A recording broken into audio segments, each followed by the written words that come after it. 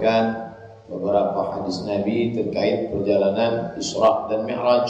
Karena hadis tentang Isra Mi'raj ini sama macam hadis solat. Tidak ada hadis solat itu dari takbiratul ihram sampai salam utuh satu hadis, itu tak ada. Begitu juga dengan Isra Mi'raj ini. Ada hadis di awal, ada hadis di tengah, ada hadis di ujung. Makanya saya minta siapkan infokus. Kita akan lihat satu persatu dari awal sampailah akhir insyaallah. Perjalanannya lebih kurang seperti gambar ini. Minal Masjidil Haram, dari Makkah Al-Mukarramah, ilal Masjidil Aqsa, ke Palestina.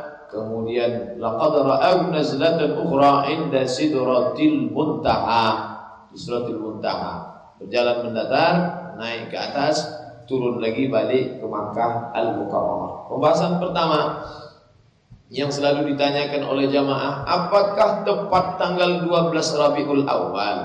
Apakah tanggal 27 Rajab? Apakah bulan Ramadan? Ustaz yang ini ceramah begini, yang ini begini. Bingung kami, kapan ini sebetulnya? Karena memang ada 6 pendapat ulama yang dikumpulkan oleh Syekh Safiur Rahman Al-Mubarakfuri dalam kitab Ar-Rahib Al-Makhtub. Yang pertama pendapat Imam At-Tabari, katanya itu tahun pertama. Tahun pertama kenabian. Jadi jauh di awal. Pendapat yang kedua, pendapat Imam An-Nawawi dan Imam Al-Qurtubi, katanya tahun kelima. Pendapat yang ketiga, ini yang dipegang oleh mayoritas jumhur kaum muslimin memakai ini, 27 Rajab tahun ke-10. Kalender kita ini yang dipakai. Kemudian yang keempat, Ramadan tahun ke-12. 12 kenabian. Artinya setahun sebelum pindah ke kota Madinah Al-Munawwarah. Bulannya sudah ada, puasanya belum. Nama bulannya Ramadan, tapi puasa Ramadan belum turun. Puasa Ramadan turun nanti di kota Al-Madinah Al-Munawwarah tahun kedua. Pendapat kelima, katanya bulan Muharram tahun ke-13. Ketika akan pindah, akhir tahun 13 pindah.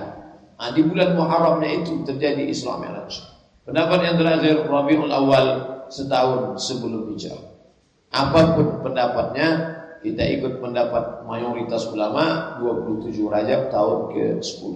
Ini nanti kalau ada yang ceramah dia sampaikan satu saja, lalu bingung masyarakat, nah kita sampaikan semuanya. Inilah pendapat-pendapat ulama tentang kapan peristiwa terjadi Isra dan Mi'raj.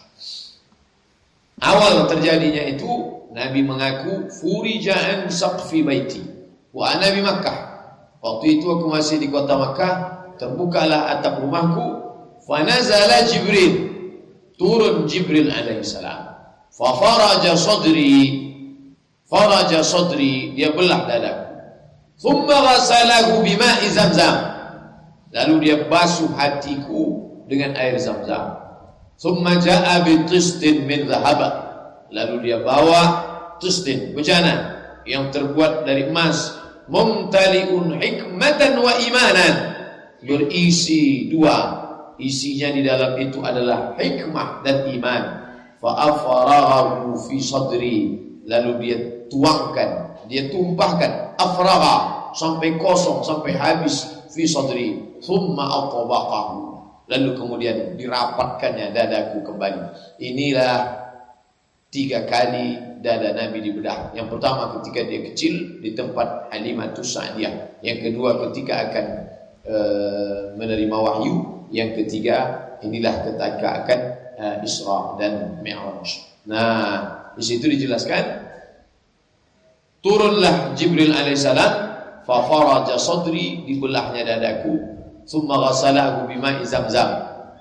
Apakah ini maknanya hissi, dadanya dibelah, bahwa hatinya yang zahir itu dicuci, atau ini maknanya hanya kiasan? Maka ini kata mayoritas ulama bukan kiasan, karena memang Anas bin Malik yang menjadi khadam pembantu Nabi pernah melihat bekas azhar, bekas ibrah, tusukan jarum di dada Nabi. Yang dibelah itu min hadza ila hadza, ditunjuknya Dari mulai pertemuan tulang di leher ini sampai ke akhir perut ke bawah. Bertentangankah itu dengan zahir? Tidak. Jadi dia tidak bertentangan dengan zahir, karena zahir batinnya memang zahirnya dibasuh. Kita hati itu memang mesti bersih secara zahir. Kalau bersih batin, bersih dari sifat takabur, bersih dari sifat hasad, bersih dari sifat riya, sum'ah, itu tak nampak. Mana ada nampak ini takabur, ini riya, ini hasad, ini sum'ah. Itu maknawi. Tapi yang dimaksud bersih dua-duanya. Bersih apa? Hati itu menyemprotkan darah. Kalau darahnya kotor, maka disemprotkan darah kotor ini naik ke otak. Maka itu yang disebut Allah nasiyatin kadzibatin khati'ah. Nasiyatin ubun-ubun, kadzibatin pendusta, khati'atin pendosa. Jadi kalau ada orang mengatakan, saya tak percaya itu dada Nabi dibedah, apa hubungannya dengan fisik? Saya lebih percaya kalau itu bukan fisik, non fisik, itu hanya simbol. Enggak, dua-duanya.